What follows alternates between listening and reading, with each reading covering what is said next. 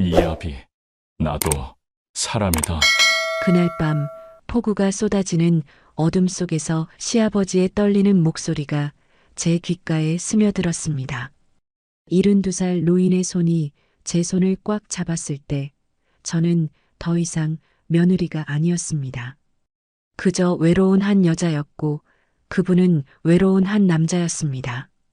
촛불이 흔들리는 방 안에서 빗소리가 모든 것을 감싸주던 그 순간 저는 알았습니다. 이건 잘못이 아니라 구원이라는 것을요. 번개가 창문을 때릴 때마다 우리의 그림자가 하나로 겹쳐졌고 저는 그분의 숨결 속으로 천천히 스며들어갔습니다. 구독과 좋아요로 채널을 응원해 주시면 황혼열차의 새로운 실제 사연을 빠르게 들으실 수 있습니다. 그럼 오늘의 사연 시작하겠습니다. 인천공항에 도착했을 때 제 손엔 낡은 캐리어 하나뿐이었습니다. 오사카에서의 5년 결혼 생활을 정리하고 돌아온 저는 35살에 실패한 여자였습니다. 공항 게이트를 나서는 순간 한국의 습한 여름 공기가 제 얼굴을 감쌌습니다. 마치 고향이 저를 다시 받아주는 것 같았지만 동시에 낯설었습니다. 남편 정우는 일본에 남았습니다. 아니, 정확히 말하면 그는 제게서 멀어졌습니다. 도쿄 출장이 잦아지면서 그의 향수에서 다른 여자의 향기가 났던 그날 밤을 저는 아직도 기억합니다. 미안해. 우린 이제 끝인 것 같아. 그의 짧은 문자 한 통이 5년을 무너뜨렸습니다. 시외버스를 타고 남양주로 향하는 동안 저는 창밖 풍경을 멍하니 바라봤습니다. 논밭이 펼쳐지고 작은 마을들이 지나갔습니다. 시아버지가 혼자 사시는 그 집까지는 2시간 반이 걸렸습니다. 시어머니가 돌아가신 지 벌써 3년, 시아버지는 홀로 그 큰 집을 지키고 계셨습니다. 아버님, 미야비입니다. 대문을 열고 마당에 들어섰을 때 현관문이 천천히 열렸습니다. 지팡이를 짚고 나오신 시아버지의 모습에 저는 깜짝 놀랐습니다. 전화로 들었던 것보다 훨씬 더 야위어 계셨습니다. 72살이라는 나이가 갑자기 무겁게 느껴졌습니다. 미야비야, 내가 정말 왔구나. 시아버지의 목소리는 가늘게 떨렸습니다. 한때는 중학교 교장으로 당당하셨던 그분의 모습은 어디에도 없었습니다. 구부정한 등, 힘없이 늘어진 어깨, 그리고 무엇보다 눈빛 속에 깃든 외로움이 저를 찔렀습니다. 오사카에서 왔어요. 이제 제가 아버님 곁에 있을게요. 저는 일본어 억양이 섞인 한국말로 대답했습니다. 그러자 시아버지는 희미하게 웃으셨습니다. 고맙다, 미야비야. 내가 와줘서 살겠다. 그 말 한마디에 제 눈시울이 뜨거워졌습니다. 집 안으로 들어가자 약 냄새가 코를 찔렀습니다. 거실 한쪽에는 혈압약, 당뇨약, 소화제 등이 가득 쌓여 있었습니다. 부엌 싱크대에는 설거지가 밀려 있었고 거실 바닥에는 먼지가 앉아 있었습니다. 시아버지 혼자 이 집을 관리하기엔 너무 벅차 보였습니다. 아버님, 밥은 드셨어요? 아침에 죽 조금 먹었다. 시계를 보니 오후 3시였습니다. 저는 곧장 부엌으로 갔습니다. 냉장고를 열자 상한 반찬들과 유통기한 지난 우유가 보였습니다. 저는 한숨을 쉬며 냉장고를 정리하기 시작했습니다. 그날 저녁 저는 시아버지께 된장찌개와 고등어 구이를 해드렸습니다. 일본에서 배운 조림 기술을 살려 생선을 부드럽게 익혔습니다. 시아버지는 한 숟가락 드시더니 눈을 감으셨습니다. 맛있다. 정말 오랜만에 제대로 된 밥을 먹는구나. 그분의 목소리에 눈물이 섞여 있었습니다. 저는 조용히 밥을 더 떠드렸습니다. 천천히 드세요. 이제 매일 해드릴 거예요. 밤이 되자 저는 시아버지의 방 옆 작은 방을 정리했습니다.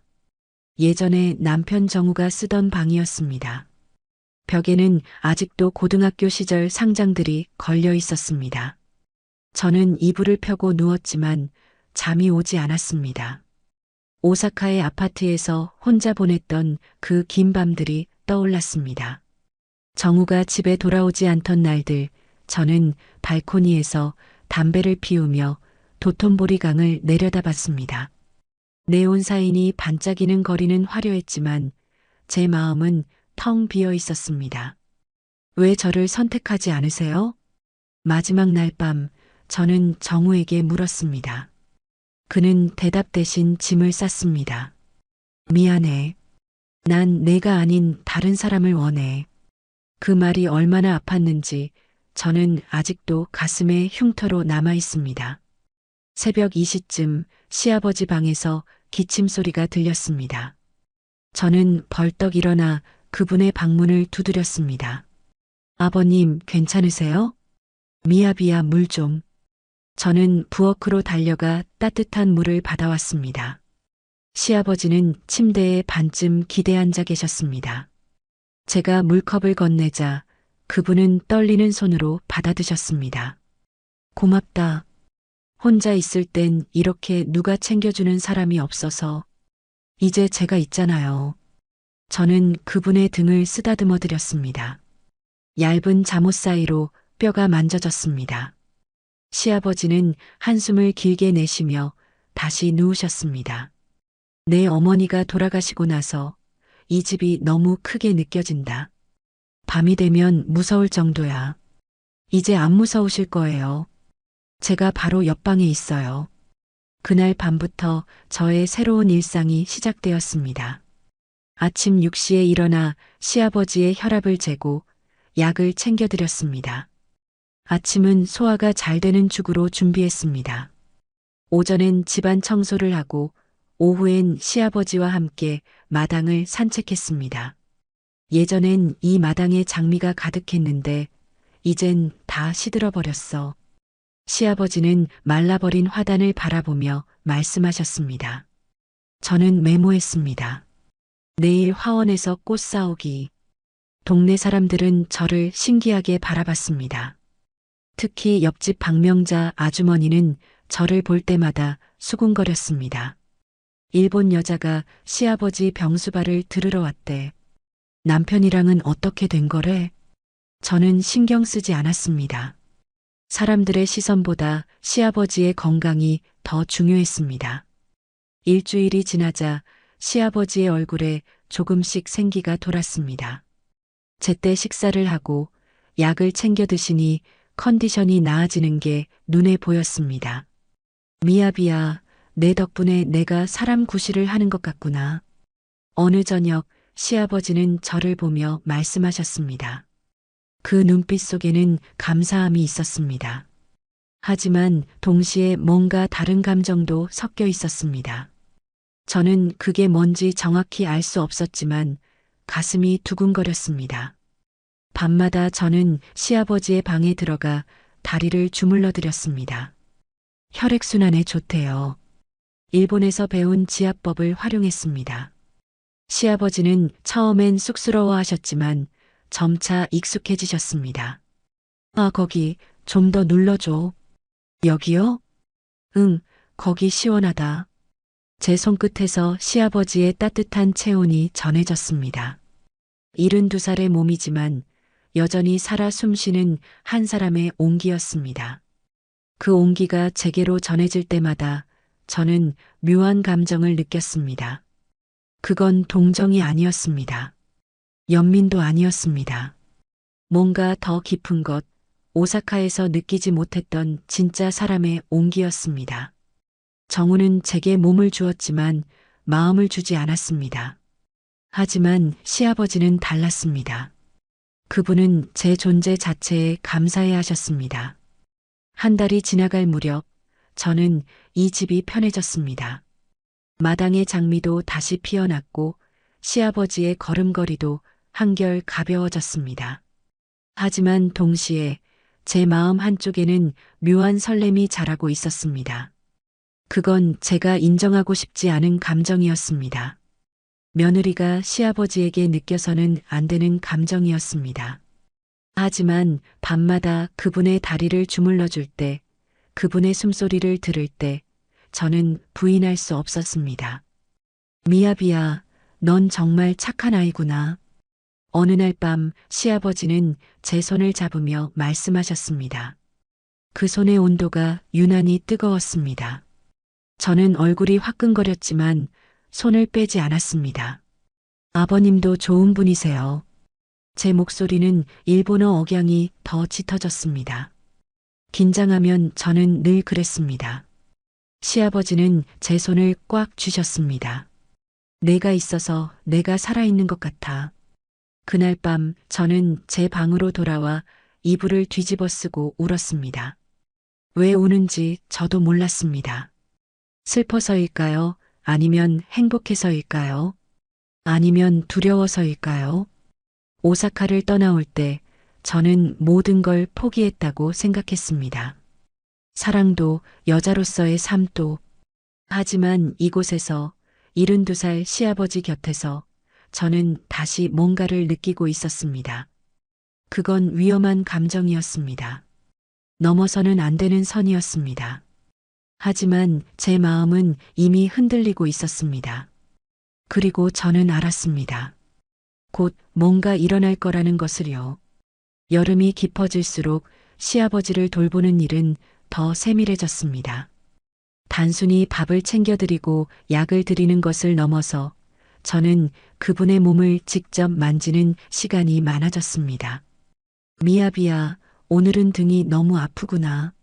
아침 식사 후 시아버지는 소파에 앉아 허리를 주무르셨습니다. 저는 그분 뒤로 다가가 조심스럽게 어깨에 손을 올렸습니다. 제가 주물러 드릴게요. 처음엔 옷 위로 가볍게 주물렀습니다. 하지만 시아버지가 좀 더 세게라고 하시자 저는 더 힘을 주었습니다. 그분의 어깨 근육은 딱딱하게 굳어 있었습니다. 오랜 세월 쌓인 피로가 느껴졌습니다. 아버님, 옷을 좀 벗으시는 게 어때요? 그래야 제대로 풀어드릴 수 있어요. 시아버지는 잠시 망설이시다가 윗옷을 벗으셨습니다. 앙상한 등뼈가 드러났습니다. 저는 로션을 손에 덜어 비볐습니다. 따뜻해진 손으로 그분의 등을 천천히 쓰다듬기 시작했습니다. 저는 척추를 따라 손가락으로 지압점을 눌렀습니다. 일본에서 배운 시아츠 기법이었습니다. 목덜미에서 시작해 어깨, 등, 허리까지 천천히 내려갔습니다. 시원하다. 정말 오랜만에 이런 걸 받아보는구나. 어머님이 살아계실 때도 안 해주셨어요? 제 질문에 시아버지는 쓸쓸하게 웃으셨습니다. 내 어머니는 그런 걸 잘 안 했지. 우린 그냥 각자 살았어. 그 말이 제 가슴을 아프게 했습니다. 40년을 함께 산 부부가 서로의 몸을 만지지 않았다니.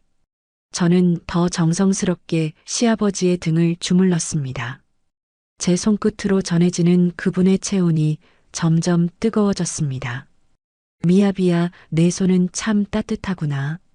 감사합니다, 아버님. 저는 일본어로 낮게 속삭였습니다. 아리가토 고자이마스. 긴장하면 저는 모국어가 튀어나왔습니다. 시아버지는 뒤돌아보며 미소 지으셨습니다. 일본말 하는 내 모습이 참 예쁘다. 그 말에 제 얼굴이 화끈거렸습니다. 72살 노인이 35살 며느리에게 예쁘다고 말하는 게 어색할 수도 있었지만 저는 싫지 않았습니다. 오히려 오사카에서 정우에게 듣지 못했던 그 말이 시아버지의 입에서 나오니 더 진심으로 느껴졌습니다. 고맙습니다. 저는 얼굴을 돌리고 마사지를 이어갔습니다.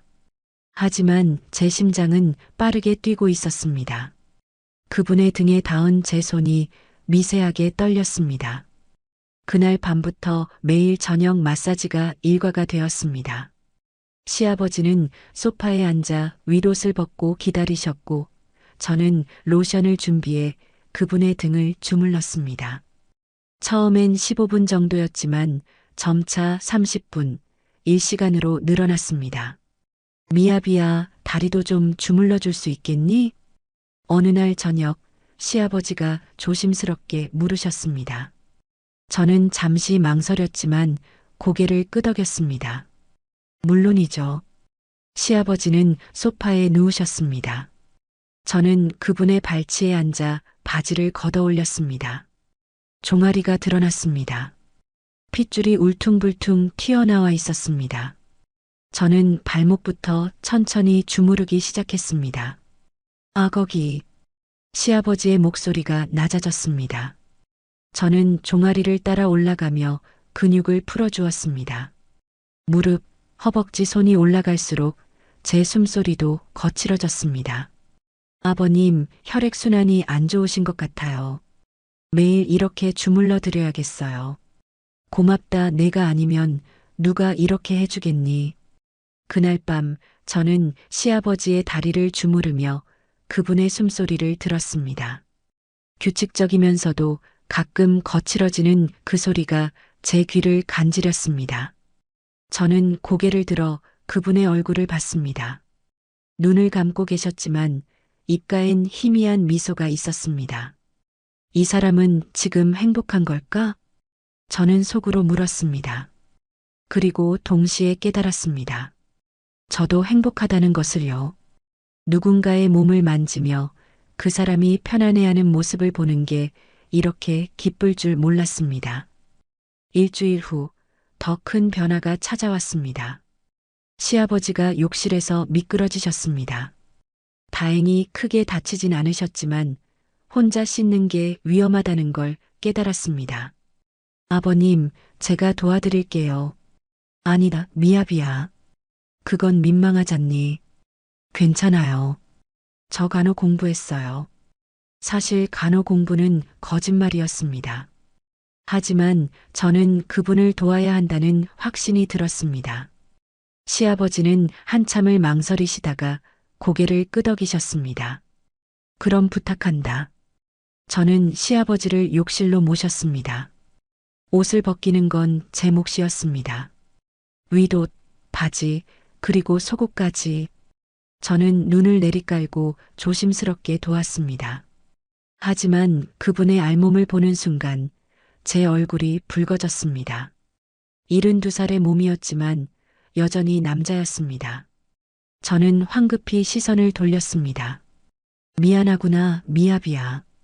아니에요. 제가 씻겨드릴게요. 저는 샤워기로 따뜻한 물을 받아 시아버지의 몸에 뿌렸습니다. 수건에 비누를 묻혀 등을 닦았습니다. 어깨, 팔, 가슴, 제 손은 떨렸지만 멈추지 않았습니다. 미합이야, 고맙다. 내가 아니었으면. 괜찮아요. 다이저부 데스. 저는 일본어로 중얼거리며 그분의 몸을 씻겼습니다. 다리, 발 그리고 조심스럽게 그 부분도 닦아드렸습니다. 제 손이 닿는 순간 시아버지의 몸이 미세하게 떨렸습니다. 아버님, 괜찮으세요? 응. 그냥 오랜만이라서. 그분의 목소리가 갈라졌습니다. 저는 더 빨리 씻기고 타월로 물기를 닦아드렸습니다. 하지만 제 가슴은 두근거렸습니다. 방금 제가 한 일이 단순한 간병이었을까요? 아니면 그 이상이었을까요? 욕실에서 나온 후 저는 시아버지를 침대에 눕혔습니다.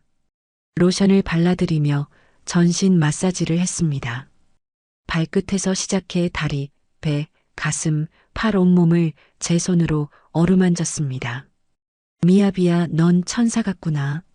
아니에요. 저는 그냥. 아니야. 넌 내게 천사야. 너 없었으면 난 진작에 죽었을 거야. 그 말에 제 눈에 눈물이 고였습니다. 저는 고개를 숙이고 그분의 가슴을 주물렀습니다. 심장 소리가 들렸습니다. 늙었지만 여전히 힘차게 뛰는 그 소리가 제 귓가에 울렸습니다. 아버님도 제게 소중한 분이세요. 제 목소리는 떨렸습니다. 그리고 그 순간 시아버지의 손이 제 손을 덮었습니다. 따뜻한 손이었습니다. 저는 움찔했지만 손을 빼지 않았습니다. 미합이야, 이젠 사람 손이 그립구나. 다이조부 제가 있잖아요. 우리는 그렇게 한동안 손을 맞잡고 있었습니다. 침실의 작은 스탠드 불빛 아래서 72살 시아버지와 35살 며느리는 서로의 온기를 나눴습니다. 그날 밤 이후 뭔가 변했습니다.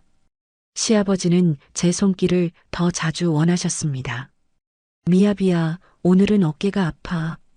미아비야, 다리 좀 주물러줘. 미아비야, 등 좀 긁어줘. 저는 그 모든 요청에 응했습니다. 아니, 기꺼이 응했습니다. 그분의 몸을 만질 때마다 저는 제가 필요한 사람이라는 걸 느꼈습니다. 오사카에서 정우는 저를 필요로 하지 않았습니다. 하지만 시아버지는 달랐습니다. 미야비야, 내가 만져주면 통증이 사라지는 것 같아. 정말요? 응. 내 손엔 마법이 있나 봐. 저는 웃었습니다.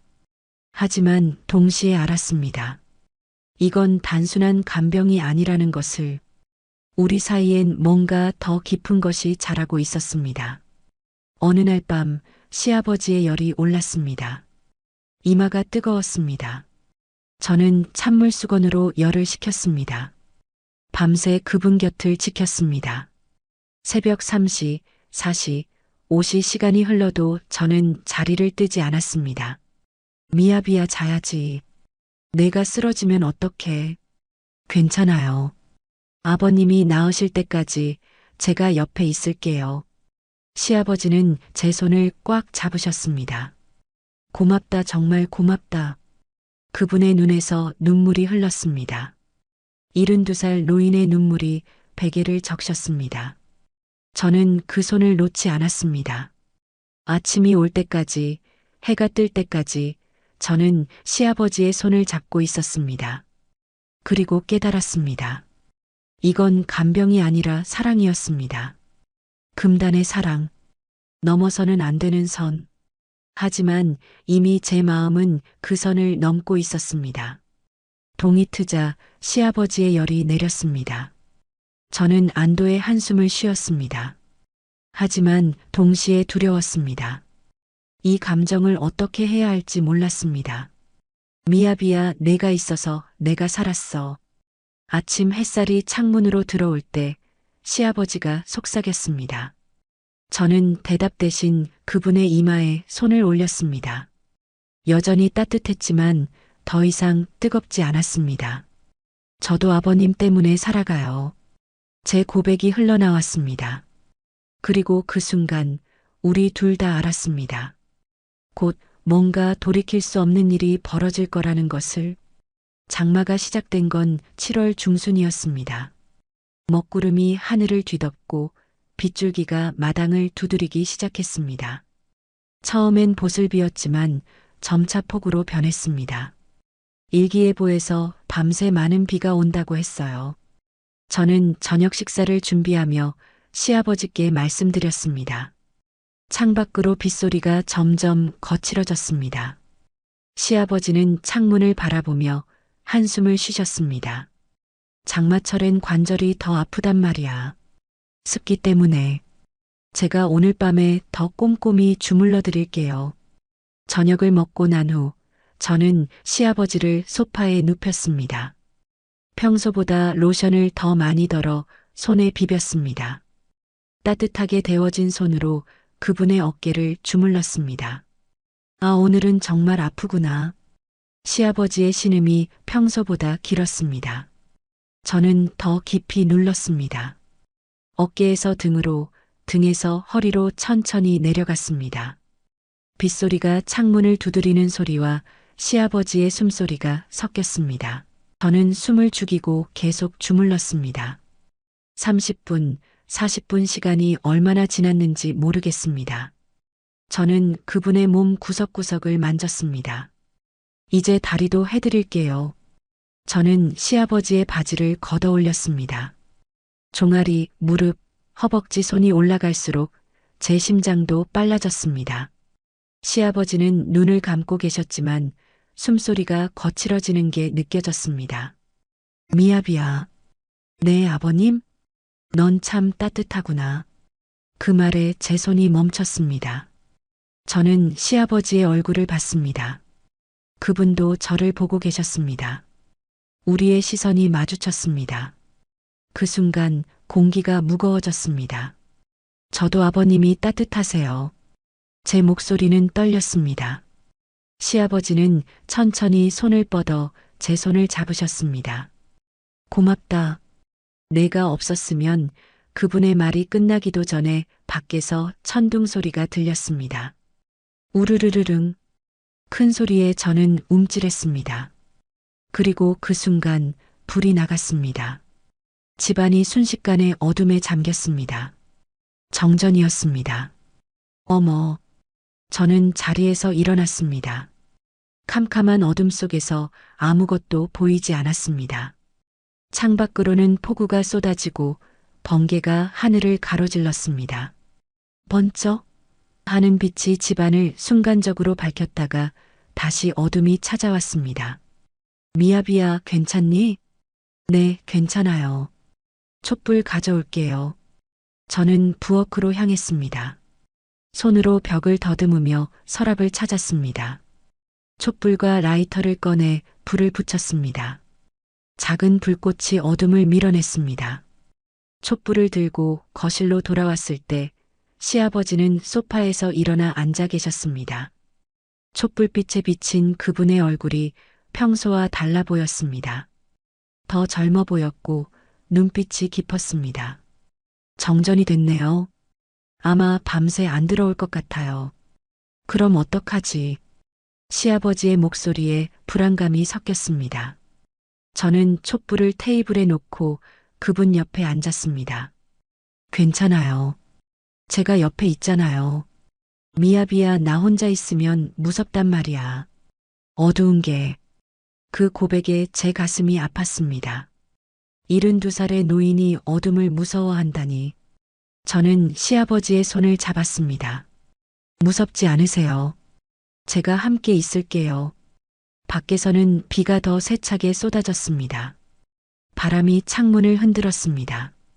천둥과 번개가 계속 이어졌습니다. 촛불은 흔들렸지만 꺼지지 않았습니다. 미야비야, 오늘 밤 내 방에 같이 있어줄 수 있겠니? 시아버지의 조심스러운 부탁에 저는 잠시 망설였습니다. 하지만 그분의 떨리는 목소리를 듣는 순간 거절할 수 없었습니다. 네, 그럴게요. 저는 시아버지를 부축해 침실로 모셨습니다. 촛불을 침대 옆 탁자에 놓았습니다. 작은 불빛이 방 안을 희미하게 밝혔습니다. 시아버지는 침대에 누우셨고 저는 옆에 의자를 놓고 앉았습니다. 고맙다, 미야비야. 천만에요. 우리는 그렇게 한동안 말없이 앉아 있었습니다. 빗소리만 방 안을 채웠습니다. 저는 촛불을 바라봤습니다. 흔들리는 불빛이 마치 우리의 마음 같았습니다. 불안하고 떨리고 하지만 꺼지지 않는. 미야비야. 네. 너한테 미안한 마음이 든다. 왜요? 시아버지는 천장을 바라보며 말씀하셨습니다. 넌 아직 젊은데 이렇게 늙은이 병수발을 들고 있잖니. 내 인생이 아깝단 말이야. 아니에요. 저는 여기 있고 싶어요. 정말이니? 네. 오사카에 있을 때보다 지금이 더 행복해요. 제 고백에 시아버지가 고개를 돌려 저를 봤습니다. 촛불빛에 비친 그분의 눈빛이 이상했습니다. 뭔가 간절함 같은 게 느껴졌습니다. 미야비야, 나도 내가 있어서 행복하다. 아니, 행복을 넘어서. 그분의 말이 끊겼습니다. 저는 다가가 침대 가장자리에 앉았습니다. 아버님, 무슨 말씀을 하시려는 거예요? 미야비야, 나도 사람이다. 그 말에 제 심장이 멎을 것 같았습니다. 시아버지의 손이 제 손을 찾았습니다. 촛불빛 아래서 우리의 손이 마주 잡혔습니다. 72살과 35살의 손이 서로를 꽉 쥐었습니다. 아버님, 미야비야, 이건 잘못된 거라는 거 안다. 하지만 저는 더 이상 말을 듣지 않았습니다. 아니, 듣고 싶지 않았습니다. 저는 천천히 몸을 숙였습니다.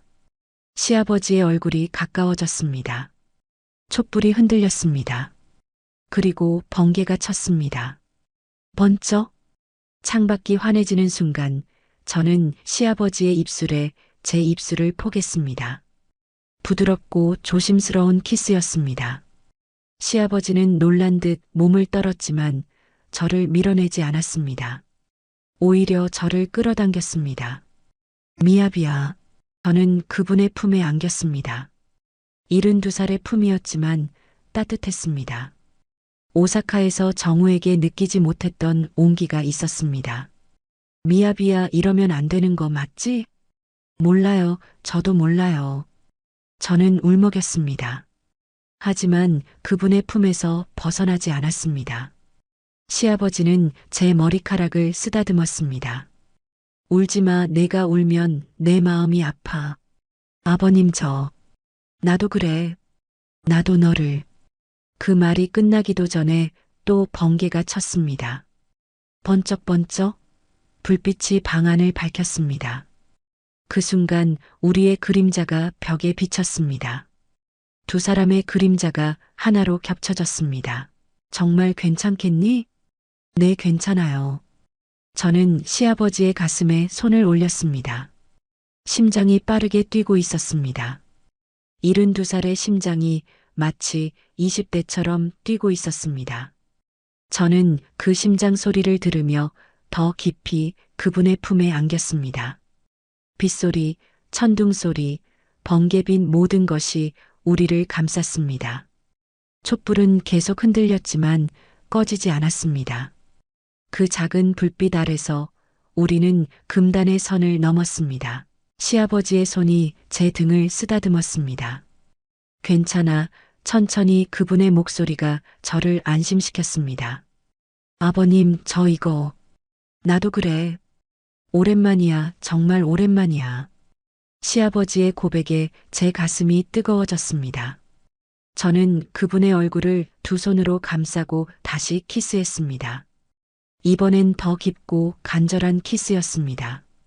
우리는 천천히 하나가 되었습니다. 빗소리가 모든 소리를 감쌌습니다. 천둥과 번개가 우리의 숨소리를 가렸습니다. 촛불만이 우리를 지켜봤습니다. 미야비야, 미야비야. 시아버지가 제 이름을 부르는 소리가 귓가에 울렸습니다. 저는 그분을 더 꽉 안았습니다. 아버님, 아버님, 저도 그분을 불렀습니다. 시간이 얼마나 흘렀는지 모르겠습니다. 밤이 깊어갈수록 비는 더 세차게 내렸고 우리는 더 깊이 서로를 느꼈습니다. 72살과 35살, 시아버지와 며느리, 모든 경계가 무너졌습니다. 새벽이 가까워올 무렵 비가 조금 잔잔해졌습니다. 우리는 서로를 안은 채 누워 있었습니다. 촛불은 이미 다 타서 꺼졌고 어둠만이 우리를 감쌌습니다. 미야비야. 네. 후회하니? 저는 잠시 생각했습니다. 후회할까요? 아니었습니다. 아니요. 전혀요. 나도 그래. 후회 안 해. 시아버지는 저를 더 꽉 안았습니다. 내가 내게 준 이 밤을 평생 잊지 못할 거야. 저도요. 아버님과 함께한 이 순간을 영원히 기억할 거예요. 우리는 그렇게 서로를 안은 채 잠들었습니다. 폭우가 지나가고 새벽이 밝아오고 세상이 다시 시작되는 것도 모른 채 우리는 서로의 온기 속에서 깊은 잠에 빠졌습니다. 그날 밤 금단은 사랑이 되었습니다. 눈을 떴을 때 희미한 새벽빛이 창문으로 스며들고 있었습니다. 비는 그쳤고 세상은 조용했습니다. 저는 시아버지의 품에 안긴 채로 잠들어 있었습니다.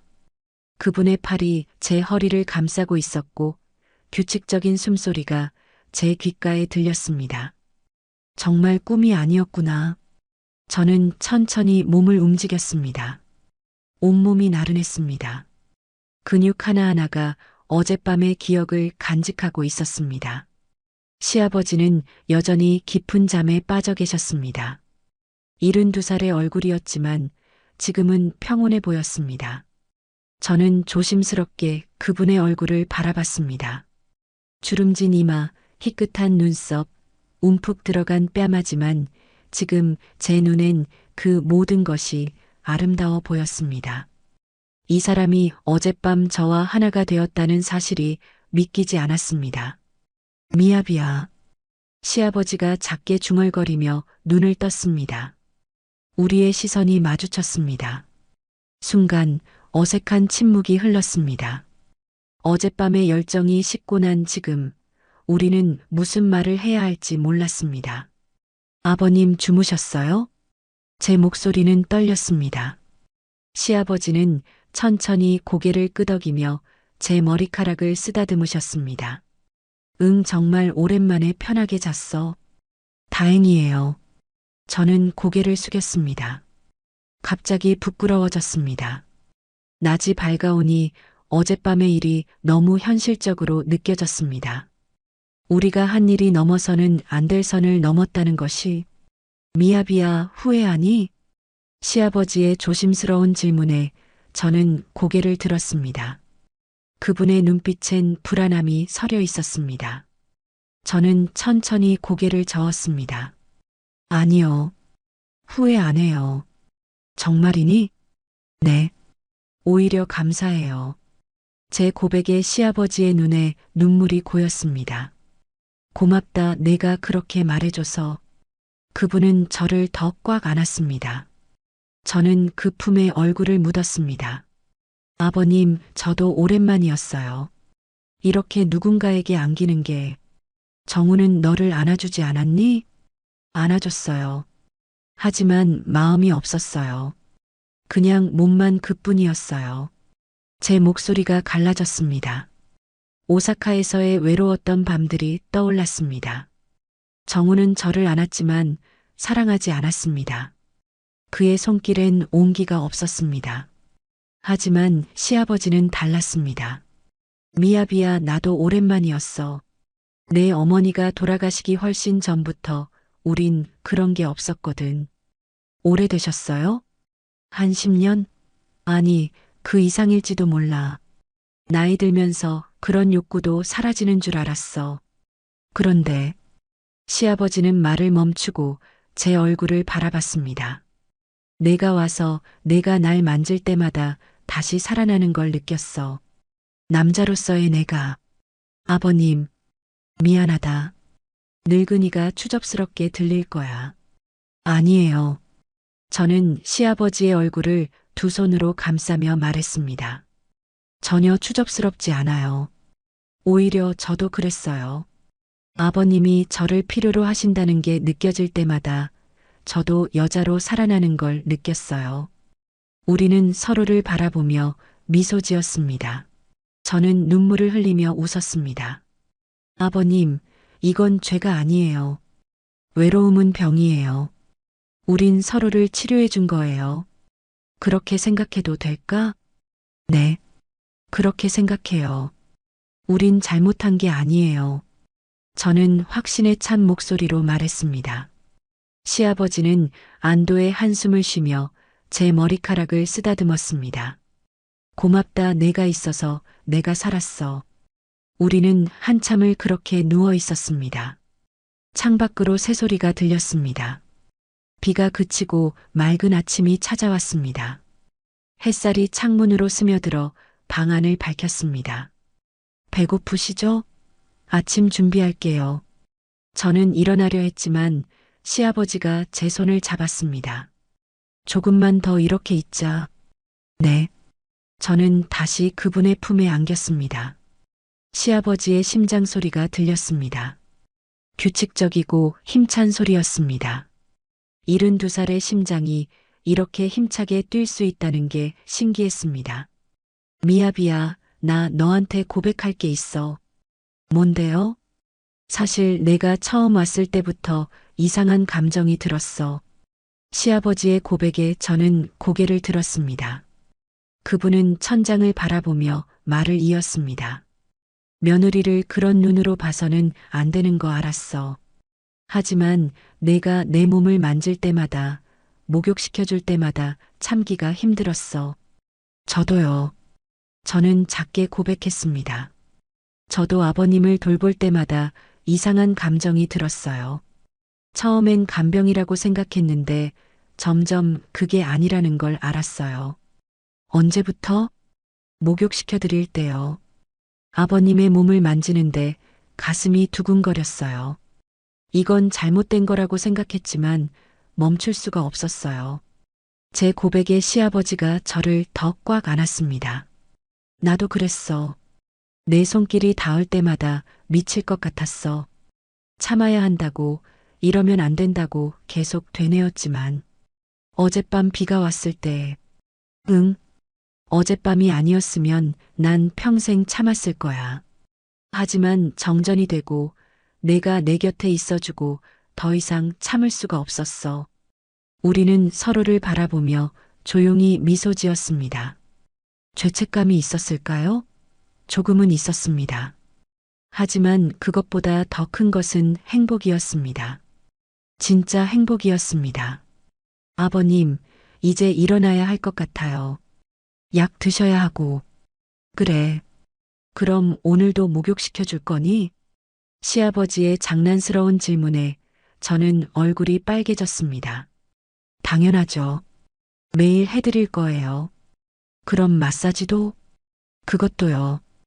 그럼 밤에도? 시아버지의 말에 저는 웃음이 나왔습니다. 아버님, 너무 욕심 많으신 거 아니에요? 어쩔 수 없잖아. 맛을 알아버렸는데. 우리는 함께 웃었습니다. 72살과 35살, 시아버지와 며느리가 침대에 누워 웃고 있는 이 상황이 너무 웃겼습니다. 하지만 동시에 너무 자연스러웠습니다. 아침 준비를 하면서도 계속 웃음이 났습니다. 가슴이 두근거렸습니다. 이런 기분은 오사카에서 느껴본 적이 없었습니다. 아침 식사를 준비하는 동안 시아버지가 씻고 나오셨습니다. 평소보다 걸음걸이가 가벼워 보였습니다. 얼굴에도 생기가 돌았습니다. 한 번의 밤이 사람을 이렇게 바꿀 수 있다는 게 신기했습니다. 아침 차려졌어요. 식탁에 앉아 밥을 먹으며 우리는 평소처럼 대화했습니다. 하지만 분위기가 달랐습니다. 시아버지는 제 손을 자주 만지셨고 저도 그분의 시선을 피하지 않았습니다. 오늘 날씨 좋네. 산책 갈까? 좋아요. 마당 장미도 다시 봐야 하고요. 그래. 비 때문에 꽃들이 많이 쓰러졌을 거야. 우리는 식사를 마치고 마당으로 나갔습니다. 비가 그친 후에 공기는 맑았습니다. 풀냄새가 났습니다. 시아버지는 제 손을 잡으며 마당을 걸었습니다. 예전엔 이 손을 잡을 생각도 못했는데 이제 매일 잡아주세요. 사람들이 보면 이상하게 생각하지 않을까? 괜찮아요. 며느리가 시아버지 손 잡는 거 이상한 거 아니잖아요. 하지만 우리 둘 다 알고 있었습니다. 이건 단순히 손을 잡는 게 아니라는 것을, 이 손길엔 사랑이 담겨 있다는 것을. 그날 저녁 저는 다시 시아버지를 목욕시켰습니다. 하지만 이번엔 달랐습니다. 더 이상 부끄럽지 않았습니다. 저는 그분의 몸 구석구석을 정성스럽게 씻겼습니다. 시아버지도 편안하게 몸을 맡기셨습니다. 미야비야, 등 좀 더 문질러줘. 여기요? 응, 거기. 목욕 후 마사지 시간은 더욱 친밀해졌습니다. 저는 시아버지의 온몸을 주물렀고 그분은 제 손길에 몸을 맡겼습니다. 그리고 자연스럽게 우리는 다시 하나가 되었습니다. 이제 매일 이렇게 지낼 수 있을까? 시아버지의 질문에 저는 고개를 끄덕였습니다. 네, 매일 이렇게 지낼 거예요. 아무도 우릴 막을 수 없어요. 정우가 알면 어떡하지? 알려줄 필요 없어요. 이건 우리만의 비밀이에요. 저는 시아버지의 가슴에 귀를 대고 심장 소리를 들었습니다. 힘차게 뛰는 그 소리가 저를 안심시켰습니다. 이 사람은 살아 있었습니다. 그리고 저도 살아 있었습니다. 미야비야 사랑해. 갑작스러운 고백에 제 심장이 뛰었습니다. 시아버지가 사랑한다고 말씀하셨습니다. 72살의 노인이 35살의 며느리에게 사랑한다고 고백하는 이 순간이 너무 소중했습니다. 저도 사랑해요, 아버님. 제 고백이 흘러나왔습니다. 그리고 우리는 다시 키스했습니다. 길고 깊은 키스였습니다.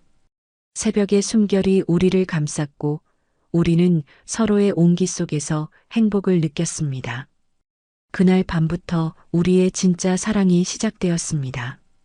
그날 이후 우리의 일상은 완전히 달라졌습니다. 겉으로 보기엔 여전히 며느리가 시아버지를 돌보는 평범한 모습이었지만 그 안엔 깊은 사랑이 숨어 있었습니다. 아침에 눈을 뜨면 시아버지가 제 옆에 누워 계셨습니다. 이제 저는 제 방이 아닌 시아버지의 방에서 잠들었습니다. 그분의 품에 안겨 잠드는 것이 너무 자연스러워졌습니다. 미아비야, 잘 잤니? 네, 아버님. 아버님은요? 너 때문에 매일 꿈 같아. 이런 대화로 우리의 하루가 시작되었습니다. 아침 식사 준비를 할 때도, 설거지를 할 때도, 빨래를 넣을 때도 시아버지는 제 곁에 계셨습니다. 예전엔 혼자 방에 계셨는데 이젠 저를 따라다니셨습니다. 가만히 계셔도 돼요. 제가 다 할게요. 아니야. 내 옆에 있고 싶어. 시아버지의 솔직한 말에 저는 웃음이 났습니다. 72살의 노인이 35살 여자를 따라다니는 모습이 귀여웠습니다. 하지만 동시에 사랑스러웠습니다. 며칠이 지나자 시아버지의 변화가 눈에 띄게 나타났습니다. 가장 먼저 눈에 띈 것은 걸음걸이였습니다. 예전엔 지팡이의 의지에 천천히 걷던 분이 이젠 지팡이 없이도 마당을 활보하셨습니다. 아버님, 요즘 걸음이 정말 가벼워지신 것 같아요. 그래, 나도 느껴. 다리가 안 아파. 약 효과인가 봐요. 저는 장난스럽게 말했습니다. 하지만 우리 둘 다 알고 있었습니다. 약 때문이 아니라는 것을요. 사랑 때문이라는 것을요. 얼굴에도 생기가 돌았습니다. 창백하고 핏기 없던 얼굴이 이제 혈색이 좋아졌습니다. 눈빛도 맑아졌습니다. 72살이 아닌 60대 초반처럼 보였습니다. 미아비야, 오늘 동네 한 바퀴 돌까? 좋아요. 같이 가요. 우리는 손을 잡고 동네를 산책했습니다. 사람들의 시선이 느껴졌지만 신경 쓰지 않았습니다. 며느리가 시아버지 손을 잡고 산책하는 게 뭐가 이상한가요? 최 선생님, 요즘 되게 좋아 보이시네요. 동네 슈퍼 아주머니가 말을 걸었습니다. 시아버지는 환하게 웃으며 대답하셨습니다. 미아비가 잘 돌봐줘서 그래요. 며느리 복이 있으셔. 요즘 젊어진 것 같으시다니까요. 하, 그런가요? 시아버지는 제 손을 꽉 쥐며 웃으셨습니다. 저도 함께 웃었습니다. 사람들이 뭐라고 하든 우린 행복했습니다. 옆집 박명자 아주머니는 더 직설적이었습니다. 최 선생님, 무슨 보약이라도 드셨어요? 걸음걸이가 완전히 달라졌는데? 며느리가 매일 좋은 음식 해주고 운동도 시키고 그래요. 아이고, 며느리 복 터졌네. 일본 여자가 효자라니. 박명자 아주머니의 말에 저는 얼굴이 빨개졌습니다. 효자라니 제가 하는 일이 효도일까요? 아니면 사랑일까요? 저는 고개를 숙이고 웃었습니다. 집으로 돌아온 후 시아버지가 저를 끌어안았습니다. 사람들이 뭐라고 해도 신경 쓰지 마. 안 써요. 전아버님만 좋으면 돼요. 나도 그래. 내가 좋으면 그만이야. 우리는 키스했습니다. 대낮에 거실에서 창문도 열린 채로 이젠 숨길 필요도 없었습니다. 아니, 숨기고 싶지 않았습니다. 미아비야, 오늘도 목욕시켜 줄 거지? 당연하죠. 저녁이 되면 저는 시아버지를 목욕시켰습니다. 이제 이건 저희의 가장 소중한 시간이 되었습니다. 따뜻한 물에 시아버지의 몸을 담그고 천천히 씻기며 서로의 온기를 나눴습니다. 저는 미소 지으며 더 정성스럽게 씻겼습니다. 등, 가슴, 배, 다리 그리고 그 아래까지. 이제 전 아무 거리낌 없이 시아버지의 모든 부분을 만질 수 있었습니다. 미야비야, 넌 마법사 같아. 왜요? 내가 만지면 모든 게 살아나거든. 시아버지의 말에 저는 웃음이 났습니다. 그럼 매일 살려드릴게요. 목욕 후엔 항상 마사지 시간이었습니다. 침실로 가서 시아버지를 침대에 눕히고 온몸을 주물렀습니다. 로션을 바르고 손끝으로 근육을 풀어주고 때론 입술로 그분의 피부에 키스를 남겼습니다. 아버님, 요즘 몸이 정말 좋아지신 것 같아요. 그럼 내가 매일 이렇게 해주는데 안 좋아질 수가 있나? 그럼 앞으로도 계속 해드릴게요. 평생? 네, 평생요. 제 약속에 시아버지는 눈물을 글썽이셨습니다. 고맙다, 정말 고맙다. 저는 그분의 눈물을 닦아주며 키스했습니다. 울지 마세요. 이제 슬플 일 없어요. 한 달이 지났습니다. 시아버지의 변화는 더욱 놀라웠습니다. 병원에 정기검진을 갔을 때 의사 선생님도 깜짝 놀랐습니다. 최 선생님, 혈압이 정상으로 돌아왔네요. 당뇨 수치도 많이 좋아졌고요. 정말요? 네. 무슨 비결이 있으세요? 시아버지는 제 손을 잡으며 웃으셨습니다. 며느리가 잘 돌봐줘서 그래요. 며느리분이 간호사세요? 아니요. 그냥 정성이 많아요. 의사는 고개를 끄덕이며 저를 봤습니다. 대단하시네요. 이렇게 건강이 좋아진 환자는 처음 봐요. 계속 이렇게만 관리하시면 100세까지 사실 거예요. 병원에서 나오며 시아버지가 속삭였습니다. 100세까지 살면 너랑 더 오래 있을 수 있겠네. 그럼 저도 100세까지 같이 있어야겠어요. 우리는 손을 꽉 잡고 웃었습니다. 지나가는 사람들이 우리를 봤지만 우린 신경 쓰지 않았습니다. 우린 행복했으니까요. 어느 날 저녁 시아버지가 작은 상자를 꺼내셨습니다. 미야비야, 이거 뭐예요? 열어봐. 상자를 열자 예쁜 목걸이가 들어 있었습니다. 은빛 체인에 작은 하트 펜던트가 달려 있었습니다. 제 눈에 눈물이 고였습니다. 아버님, 이거 내 어머니한테 주려고 샀던 건데 못 줬어. 이제 너한테 주고 싶어? 받을 수 없어요. 이건 어머님 거잖아요. 아니야. 내 어머니는 이런 거 안 좋아했어. 너한테 주는 게 맞아. 시아버지는 제 목에 목걸이를 걸어주셨습니다. 차가운 금속이 제 피부에 닿았습니다. 저는 거울을 봤습니다. 목걸이가 반짝였습니다. 예쁘다, 정말 예뻐. 목걸이가? 아니면 너? 둘 다요.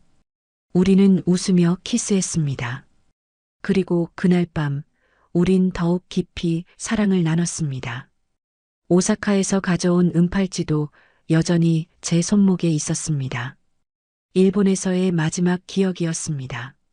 하지만 이젠 그 의미가 달라졌습니다. 과거가 아닌 새로운 시작의 상징이었습니다. 미야비야, 그 팔찌 예쁘다. 고맙습니다. 오사카에서 가져온 거예요. 정우가 준 거니? 아니요. 제가 제 돈으로 산 거예요. 혼자 있을 때 위로가 됐어요. 이제 그 팔찌는 새로운 의미를 가지겠네. 무슨 의미요? 너와 나의 사랑. 시아버지의 말에 제 가슴이 뜨거워졌습니다. 저는 그분을 꽉 안았습니다. 네. 이제 이 팔찌는 우리의 사랑이에요. 여름이 지나고 가을이 왔습니다. 마당에 단풍이 붉게 물들었습니다. 시아버지와 저는 매일 마당을 산책했습니다. 낙엽을 밟으며 손을 잡고 서로를 바라보며 미야비야, 행복하니? 네, 정말 행복해요. 아버님은요? 나도. 내 인생에서 가장 행복해. 72살의 노인이 인생에서 가장 행복하다고 말씀하시는 게 저를 울컥하게 했습니다. 저는 그분의 손을 더 꽉 쥐었습니다. 아버님, 저 평생 곁에 있어도 될까요? 당연하지. 넌 이제 내 사람이야. 네. 저도 아버님 사람이에요. 우리는 낙엽이 쌓인 마당 한가운데서 키스했습니다. 가을 햇살이 우리를 비쳤습니다. 따뜻하고 부드러운 햇살이었습니다. 그날 밤 저는 시아버지의 침대에 누워 속삭였습니다. 아버님, 오늘도 제가 넣어드릴게요. 뭘? 마음을요. 제 말에 시아버지는 미소 지으며 저를 끌어안았습니다. 그래, 내 마음을 받을게. 그리고 나도 내 마음을 너한테 줄게. 우리는 서로의 마음을 나눴습니다. 몸이 아닌 마음을, 욕망이 아닌 사랑을 72살과 35살의 나이 차이는 중요하지 않았습니다. 시아버지와 며느리라는 관계도 중요하지 않았습니다. 중요한 건 우리가 서로를 사랑한다는 것, 서로를 필요로 한다는 것, 그리고 함께 있을 때 가장 행복하다는 것이었습니다. 창밖으로 달빛이 들어왔습니다. 은은한 빛이 우리를 비쳤습니다. 시아버지는 제 손목의 은팔찌를 만지며 속삭였습니다. 이 팔찌처럼 우리의 사랑도 영원히 빛날 거야. 네, 아버님. 영원히요. 저는 그분의 품에 안겨 눈을 감았습니다. 시아버지의 심장 소리가 들렸습니다. 규칙적이고 힘찬 소리였습니다. 72살의 심장이 사랑으로 다시 살아난 소리였습니다. 그리고 저의 심장도 뛰었습니다. 35살 실패한 결혼에서 벗어나 새로운 사랑을 찾은 여자의 심장이 힘차게 뛰었습니다. 우리는 서로의 온기 속에서 잠들었습니다. 내일도 함께, 모레도 함께, 영원히 함께. 황혼의 사랑은 이렇게 아름다웠습니다. 금단이었지만 진실했고 잘못이었지만 순수했습니다. 그리고 무엇보다 행복했습니다. 사랑해요, 아버님. 나도 사랑해, 미아비야. 달빛 아래서 우리의 속삭임이 밤 공기에 녹아들었습니다. 그리고 은팔찌가 달빛을 받아 조용히 반짝였습니다. 마치 우리의 사랑이 영원히 빛날 거라고 말하는 것처럼. 오늘 사연은 여기까지입니다. 무료 구독과 좋아요를 꾹 눌러주시면 황혼열차의 기가 막힌 다음 사연들을 좀 더 빠르게 들으실 수 있습니다. 그럼 오늘도 건강하고 행복하세요.